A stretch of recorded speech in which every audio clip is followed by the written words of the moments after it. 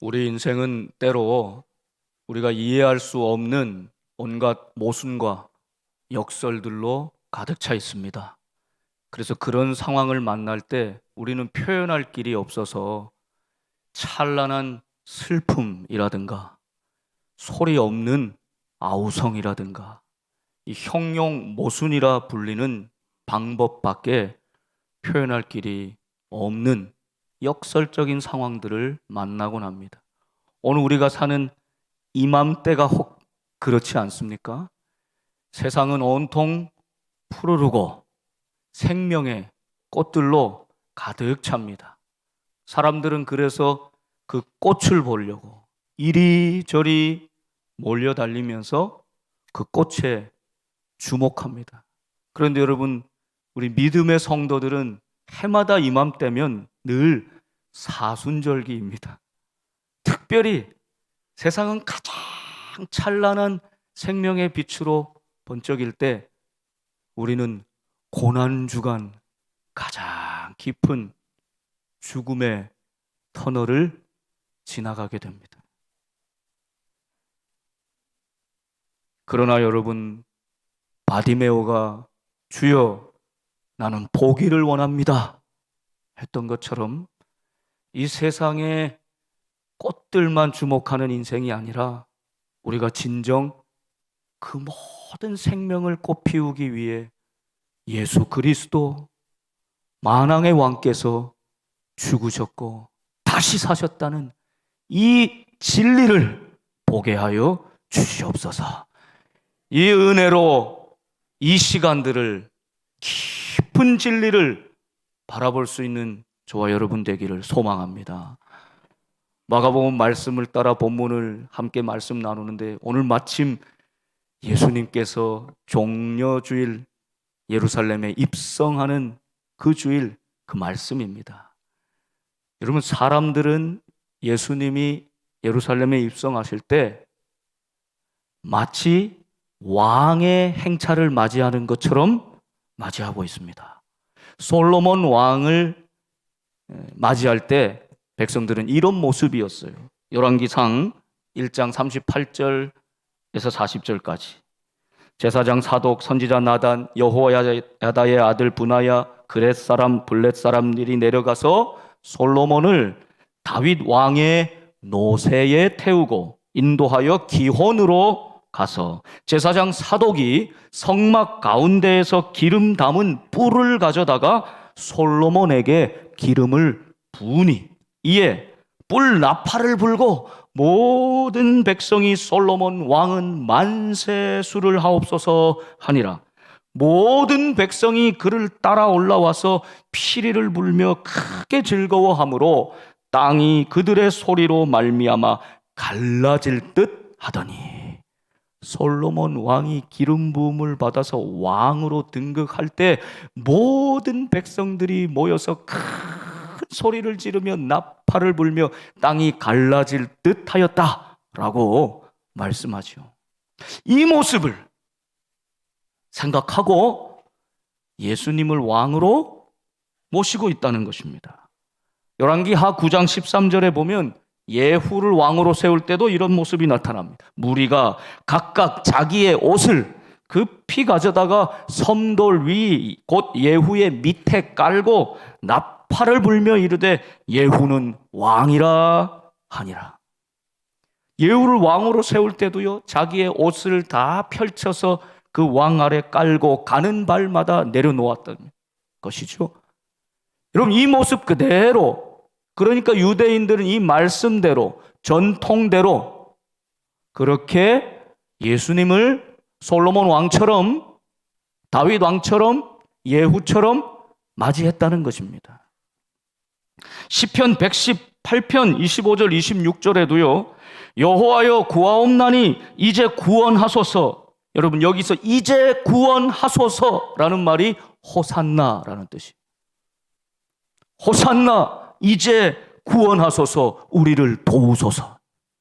여호와여 우리가 구하옵나니 이제 형통하게 하소서. 여호와의 이름으로 오는 자가 복이 있으며 우리가 여호와의 집에서 너희를 축복하였도다. 이 말씀을 따라서 지금 예루살렘 백성들이 호산나 이제 우리를 구원하소서 소리를 질렀다는 것입니다. 이 모든 것들은 왕으로 오신 예수님을 왕으로 지금 맞이하고 있는 모습이죠. 게다가 저들은 주전 165년에 이런 경험도 하였습니다. 헬라 왕 안티오코스 에피파네라는 사람이 다스릴 때 그 유대인들을 헬라의 문화와 종교로 주입하고 바꾸려고 하였습니다. 근데 유대인들이 신앙을 목숨처럼 여기는데 타협하지 않습니다. 그러니 싸움을 벌이고 전쟁을 일으키는데 어떤 식으로 유대인들을 모욕했냐면 유대인들이 가장 부정하게 여기는 짐승이 무엇이죠? 돼지죠. 돼지를 잡아서 그 피를 하나님 앞에 드리는 제단에 뿌려버렸어요. 아주 모욕적이고 치욕적이고 가증한 일을 행한 것입니다. 유대인들이 참지 않고 이 마카베우스라고 하는 장군을 중심으로 똘똘 뭉쳐서 대항전을 펼칩니다. 전쟁을 펼칩니다. 그리고 마침내 승리했습니다. 그리고는 성전을 깨끗하게 하고 빛의 절기라 하고 불리는 하누카라고 하는 이 수전절을 그때부터 지키기 시작하는 것이죠. 그때 마카베우스 장군이 승리하고 돌아올 때 예루살렘 백성들이 다 나와서 어떻게 했겠습니까? 오늘 예수님을 맞이한 것과 똑같이 겉옷을 펼치고 종려나무까지 승리의 환호를 부르며 환영하면서 호산나 우리를 위해 오시는 왕이여 외쳤던 것입니다.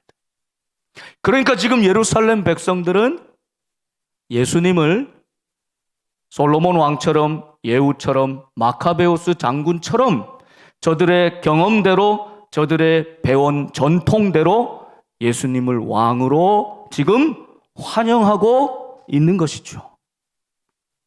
그런데 여러분 여기서 잊지 말아야 될 것 한 가지 있습니다.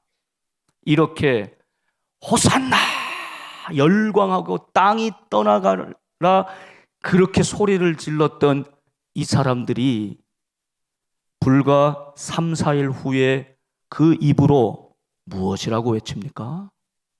저 예수를 십자가에 못 박으시오. 십자가에 못 박으시오.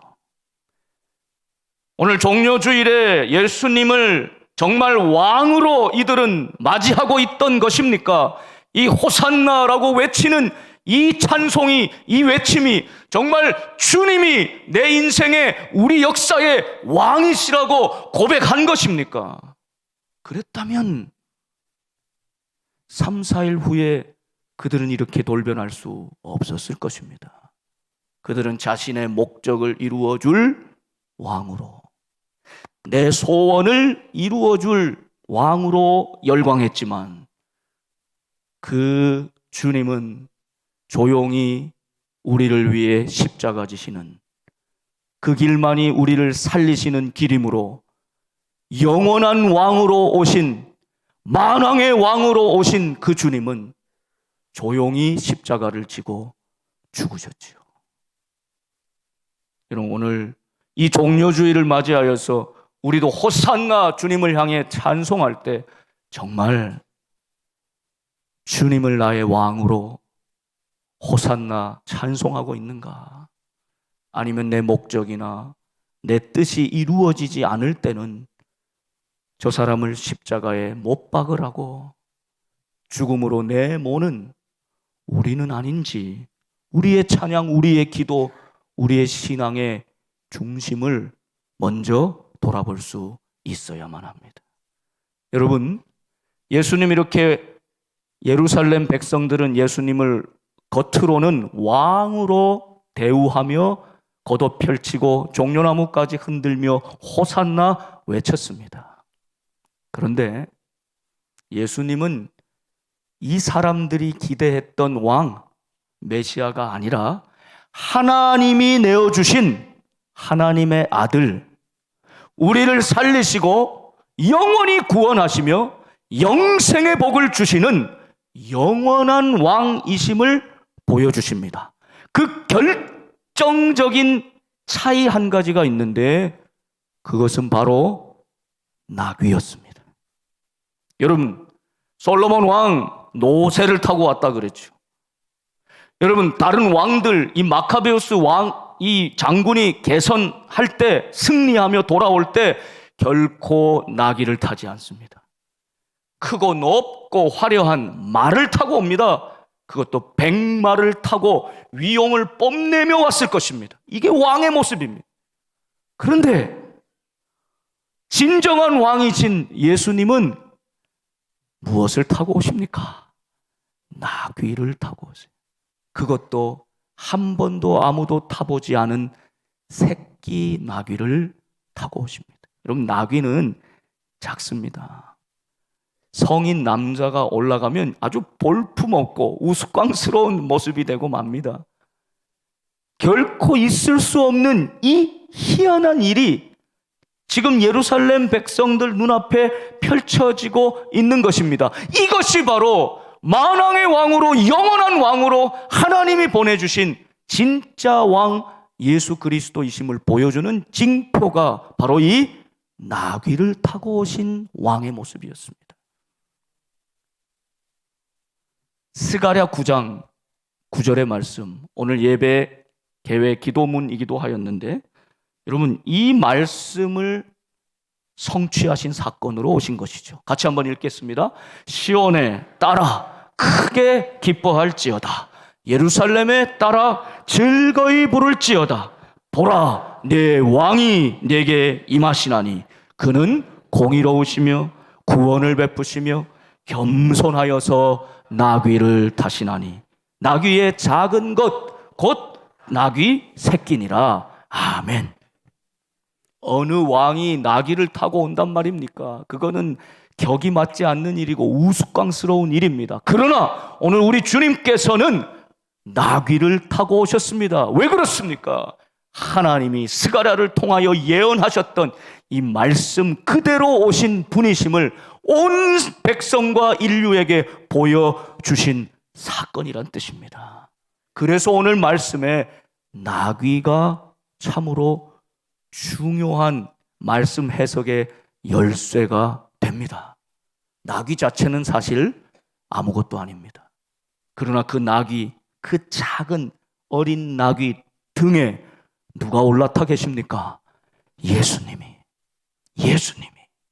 그래서 이 나귀는 유일무이하게 만왕의 왕이신 예수님을 태운 나귀가 되었습니다.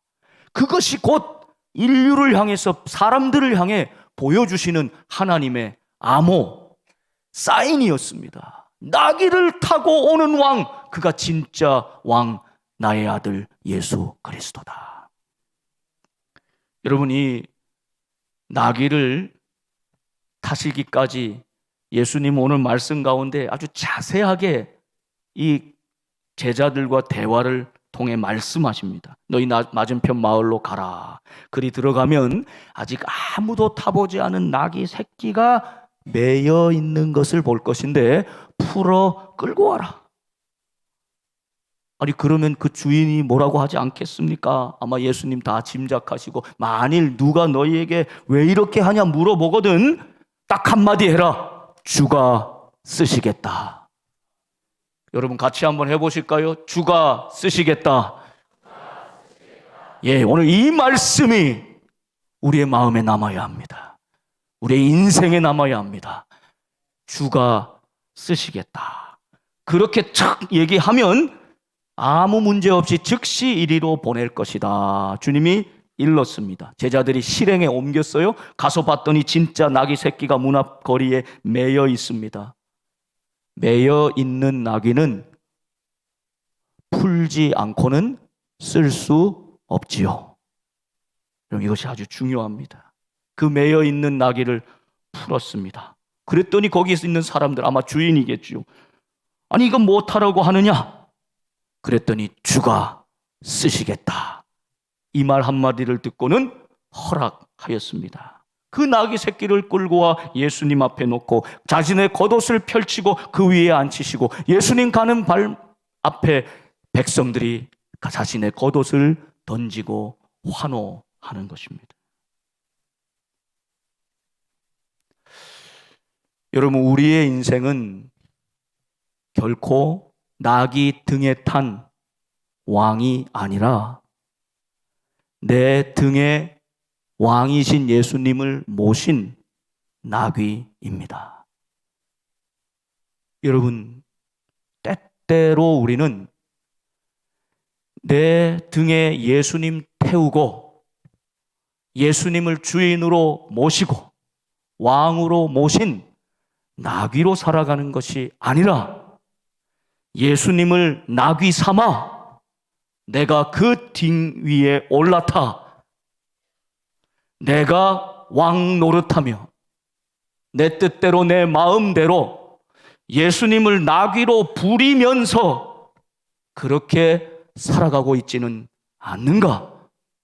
오늘 주님의 나귀를 타신 주님의 모습 가운데 우리는 우리 자신을 돌아보는 것입니다. 나는 정말 나귀입니까? 아니면 주님 등에 올라탄 왕 노릇 하고 있습니까? 우리가 진정 나귀 새끼로 주님께서 쓰시겠다 하는 그런 인생을 살기를 원한다면 몇 가지 기억해야 될 것이 있습니다. 첫째는 매여 있는 나귀를 보면 풀어 끌고 오라 하셨지요. 여러분, 지금 여러분의 인생은 어디에 매여 있으십니까?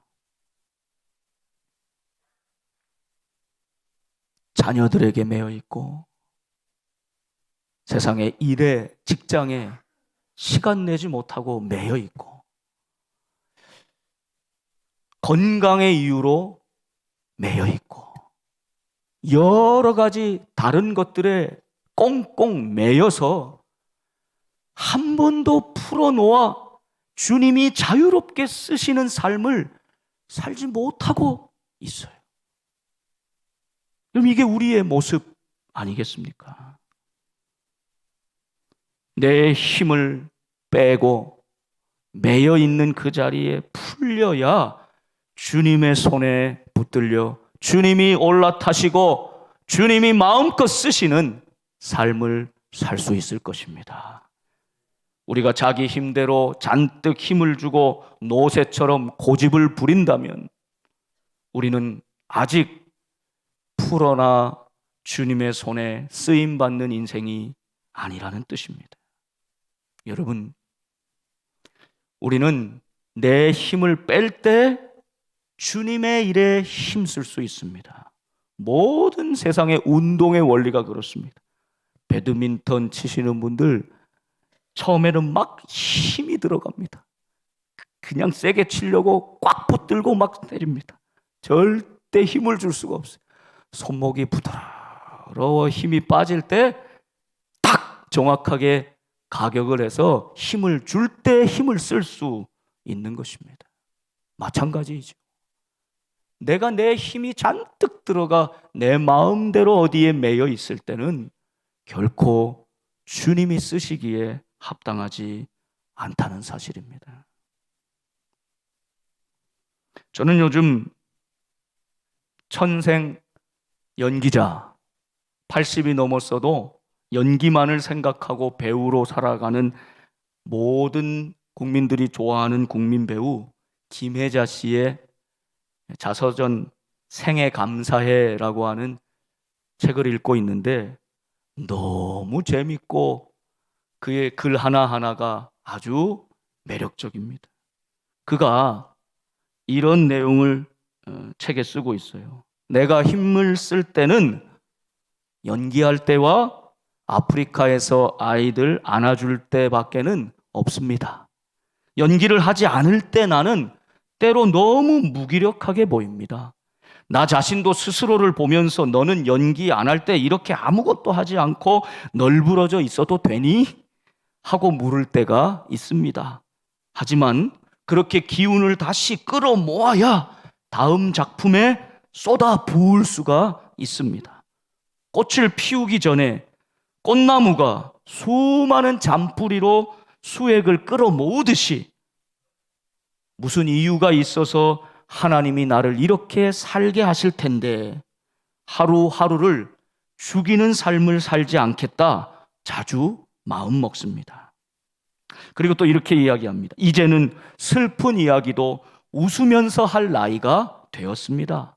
처음에는 펑펑 울고 심각한 장면은 내내 힘주며 연기했습니다. 그것이 지난날의 연기였다면 연기를 계속하면서 배운 것은 힘을 뺄 때 정말 좋은 연기가 나온다는 것입니다. 사실 힘을 빼는 게 더 어렵습니다. 여러분, 모든 일에 그렇지 않습니까? 공감이 되지 않습니까? 저도 목에 힘을 잔뜩 주고 핏대를 올리면서 그저 이 말씀을 전해야 된다. 또 변하지 않는 것 같은 상황 속에 계란으로 바위치는 심정으로 그러면 그럴수록 더 목소리에 힘을 주어서 그렇게 설교할 때가 많았습니다. 돌아보니 그래요. 여러분, 많은 분들이 그래서 아이고 목사님 설교할 때 힘 좀 빼세요. 그러다 쓰러지겠어요. 그렇게 고함치며 기도하실 필요가 있어요. 좀 멀리 보시고 오래 가셔야 되는데 이런저런 말씀해 주신 분들도 많았어요. 그런데 여러분, 말씀 붙들고 강단에 서다 보면 또 그냥 힘주어 하다 보면 그렇게 또 정신없이 말씀 전할 때가 있었는데 가만히 돌아보면 그렇습니다. 내 힘을 완전히 빼고 성령께서, 주님께서 나를 통해 말씀하실 때 작은 소리라도 성령의 역사로 진실되게 우리 성도님들 한 분 한 분의 삶에 가서 닿을 때 놀라운 역사는 일어난다는 사실입니다. 내가 힘을 잔뜩 주고 나의 목회, 나의 설교가 아니라 나는 나귀요 내 등에 주님을 태웠다. 주님께서 말씀하시고 주님께서 채워주시고 주님께서 인도하시는 주님을 드러내는 나귀 새끼가 될 때 주님이 일하시는 줄 믿습니다. 여러분, 어디에 힘을 빼고 어디에 힘을 주셔야 되겠습니까? 오늘 나귀를 타신 주님의 모습을 보면서 주님이 여전히 내 인생 죄악의 권세에 매여 있을 내 인생을 풀어주신 주님 감사합니다. 이제는 내 등에 올라타 주시고 주님만이 보이는 인생 되게 하여 주시옵소서. 내 힘을 다 뺀 자리에 주님의 놀라운 능력만이 나타나는 역사가 있게 하여 주옵소서. 우리 가정이, 우리 교회가 그렇게 되게 하여 주시옵소서. 베드로는 젊었을 때 자기 힘대로, 자기 뜻대로, 자기 마음대로 띠뛰고 자기가 원하는 곳을 다녔지만 늙었을 때 두 팔을 벌리리니 성령이 띠를 띠우고 성령께서 기뻐하시는 것, 성령의 능력이 나타나야 할 그곳으로 베드로를 이끌어 가시지 않습니까? 여러분, 매여 있는 것 풀리는 은혜가 있기를 소망합니다. 헛 힘을 쓰고 있는 그 힘을 다 모아서 주님이 쓰시겠다 하는데 힘을 집중하는 저와 여러분의 삶이 되기를 소망합니다. 주님은 한 번도 타보지 않은 나귀 새끼를 택하셨습니다. 왜 그러셨을까요? 깨끗하고 순결하고 정결하기 때문에. 그것도 그렇습니다. 그러나 더 중요한 사실은 한 번도 다른 사람을 주인 삼아보지 않은 나귀를 택한 것입니다. 주님이 그의 인생의 처음이자 마지막 주인 되도록 아무도 타보지 않은 나귀 새끼를 택하셨습니다. 그와 마찬가지로 저와 여러분 인생의 진정한 주인, 왕은 오직 예수 그리스도 한 분뿐이십니다. 그분만이 나의 첫 사랑이요 마지막 사랑이요 나의 주님이요 나의 왕 되십니다. 이 사실을 잊지 말아야 합니다.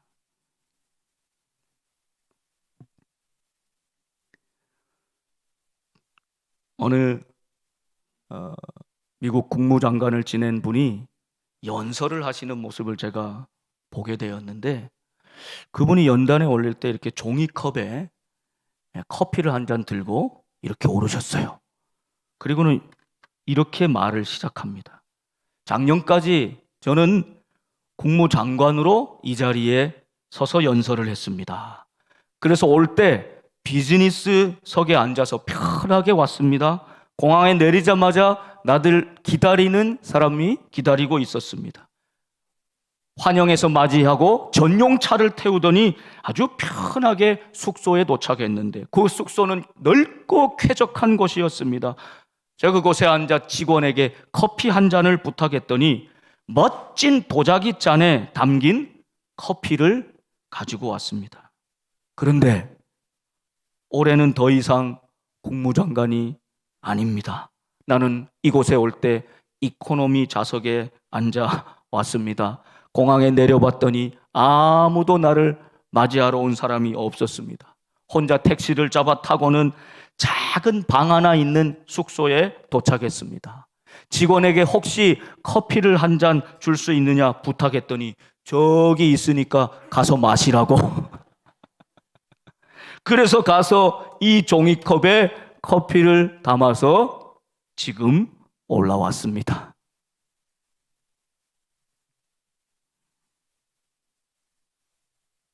지금까지 내가 받은 모든 혜택은 나 때문이 아니었습니다. 그것은 나의 직함에 따른 예우였고 특혜였습니다. 원래 나는 내 인생은 우아하고 화려한 찻잔이 아니고 이 종이컵에 불과한 사람이었는데, 하나님이 지금까지 베풀어 주신 은혜로 내가 누린 영광이요 혜택이었습니다. 그런 고백으로 연설을 시작하더라고요. 여러분, 우리 모두가 그렇지 않습니까? 여러분이 그렇게 환영받고 대우받고 칭찬받고 그것이 내 역량 때문입니까? 아니요. 그게 나 때문입니까? 아닙니다. 나는 예수님 태운 나귀에 불과한 존재라는 사실을 기억해야 합니다. 주님께서 나를 메인돼서 풀어주셨고 데리고 오셨고 올라타 주셨고 써 주셨기 때문에 나는 의미 있는 존재가 된 것입니다. 주님이 쓰시지 않는 인생은 아무런 의미가 없는 것입니다. 제가 연로하신 우리 권사님들 요즘 신방하고 자주 만나 뵙게 되는데 한결같이 하시는 말씀이 뭔지 아세요? 우리가 가야 될 길입니다. 우리의 미래의 얼굴입니다. 한결같이 미안해하세요. 입을 여시면 미안해하세요. 그 모습이, 그 말씀이 너무 가슴이 아파요. 이 쓸모없는 존재가 되었는데 너무 오래 살고 있다. 혹시 교회에 폐되면 어떡하냐, 자식들에게 폐되면 어떡하냐, 이 마음으로 가득한 것입니다. 아니요. 지금까지 주님께서 우리 사랑하는 권사님을, 장로님을, 집사님들을 붙들어 주셨습니다. 매여있던 모든 죄악의 속박을 풀어주셨고 그 인생에 올라타 주님이 그 인생의 왕이 되어주셨습니다. 그리고 부르시는 그날까지 주님 태운 나귀로 겸손히 그렇게 살다가 주님 부르시는 날 이 땅에서 주님이 쓰시는 대로 다 쓰신 후에 주님 품에 안길 수 있다면 얼마나 큰 영광입니까? 그 소망을 가지고 오늘도 주님이 나를 쓰신다, 기도의 사람으로 쓰신다, 말씀과 찬양의 사람으로 쓰신다, 나는 아무짝에 쓸모없는 인생이 아니라 주님이 내 위에 타고 계심으로 낙이 새끼같이 볼품없는 인생이라도 주님이 나를 쓰신다. 여러분, 이 은혜로 사실 수 있기를 축복합니다. 여러분, 주님을 태운 이 나귀가 일주일 후에 예루살렘 거리에 싹 나가봤다 그러잖아요. 뭘 기대하면서? 사람들이 또 겉옷을 깔고 막 종려나무까지 흔들면서 막 땅이 갈라질 정도로 막 환호하면서 반겨줄 줄 알고 쓱 나가봤는데 아무도 나귀를 알아주는 사람 없어요. 그때서야 깨닫는 거죠. 아, 내 등 위에 타신 그분.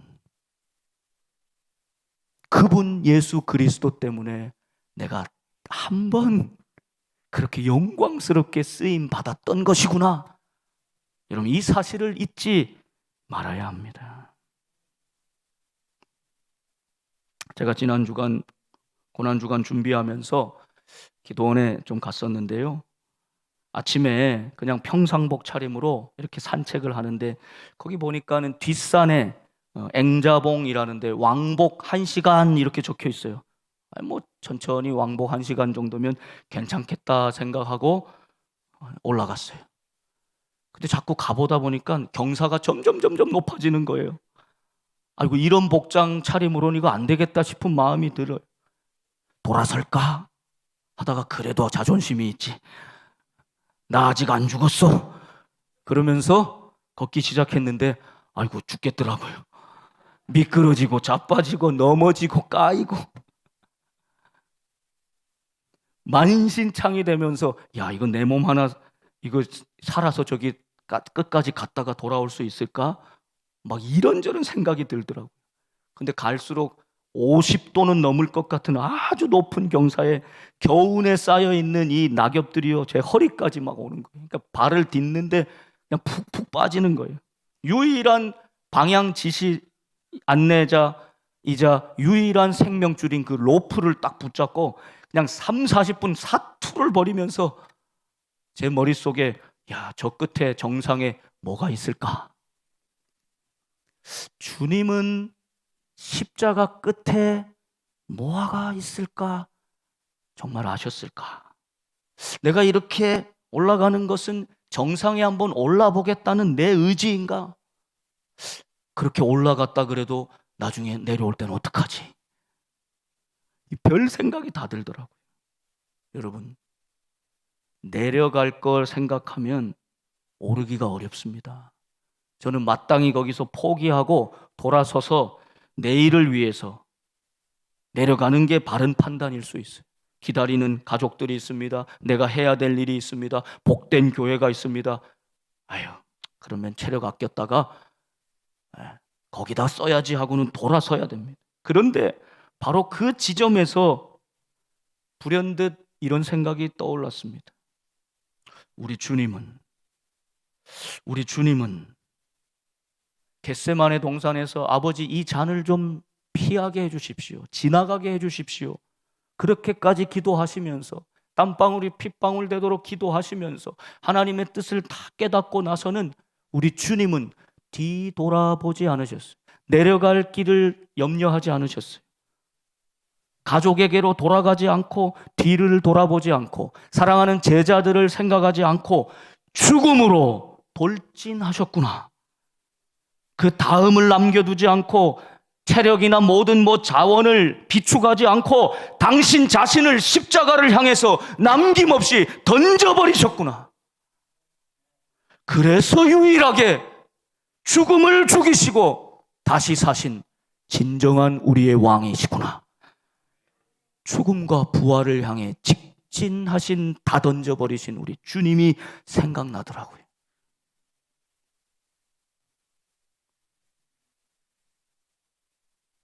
우여곡절 끝에 올라봤는데 그곳은 앵자봉이 아니라 자작봉이었습니다. 이 자작봉은 2시간 반 거리 왕복이었어요. 중간에 길을 잘못 든 거예요. 왜 이렇게 먼지? 출동살동 자작봉에 올라서 사진을 찍고 미끄러지고 까이고 넘어지며 온몸으로 내려왔습니다. 기도원 가서 말씀 보고 기도한 것도 은혜가 되었지만 이 아침의 체험이 얼마나 제게 몸소 주님의 마음을 조금이라도 헤아려 볼 수 있었던 시간이었습니다. 사랑하는 여러분, 여러분은 얼마나 주님이 쓰시겠다 하실 때 매여 있는 것 다 풀어버리고 주님, 나 여기 있습니다. 내 등에 올라타세요. 당신이 사용하세요. 여러분, 언제 이럴 수 있겠습니까? 언제쯤 되면 이럴 수 있겠습니까? 우리는 너무 자주 돌아서 버립니다. 주춤주춤거리다가 다음 생각하고 환경 생각하고 가정 생각하고 일 생각해서 주춤거리다가 그만 돌아서 버립니다. 내 힘과 내 자원 내 것인 것처럼 생각하고 내일도 쓸 수 있을 것처럼 당연히 생각하면서 돌아버린단 말입니다. 그래서 한 번도 내 전부를 던지지 않는 인생으로 오늘도 살아가고 있는 것입니다. 주님은 매여 있는 내 줄을 풀으시고 주께서 쓰시겠다 말씀하시는데 나는 이 줄에 매여서 여전히 거기에 힘을 낭비하며 살아가고 있는 우리의 모습 아닙니까? 만일 우리 주님이 십자가를 앞에 두시고 우리처럼 이렇게 머뭇거리고 계산하고 판단하셨더라면, 십자가를 지지 않으셨더라면 오늘 이 세상은, 온 우주는 멸망밖에 없는 것이죠. 사랑하는 여러분, 이 고난주간의 문턱에서 호산나 외치는 백성들의 음성 속에서 겸손히 나귀 새끼를 타고 우스꽝스럽지만 하나님의 사인으로 이 땅에 오신 나의 주 나의 왕 그리스도, 그분을 바라보면서 우리 이제 나귀 새끼로, 주님만을 내 등에 모신 나귀로 그렇게 살아갑시다. 내일 일을 너무 염려하지 말고 단순하게 지금 오늘 내가 할 수 있는 최선을 다하면서 이제 넘어진 자리에서 다시 일어나 보이지 않는 길이라 할지라도, 끊어지고 아무도 가지 않을 것 같은 그 길이라 할지라도 우리 주님이 가셨기에 그 십자가의 길로 함께 나아갑시다. 아버지의 집으로 가는 길입니다. 용서와 화해의 길, 진정한 승리를 향한 그 길, 오늘 주가 쓰시겠다 하라 하신 주의 말씀을 마음에 새기고 그 길을 주님과 함께 동행하는 저와 여러분이 되시기를 주님의 이름으로 축원합니다. 기도하겠습니다.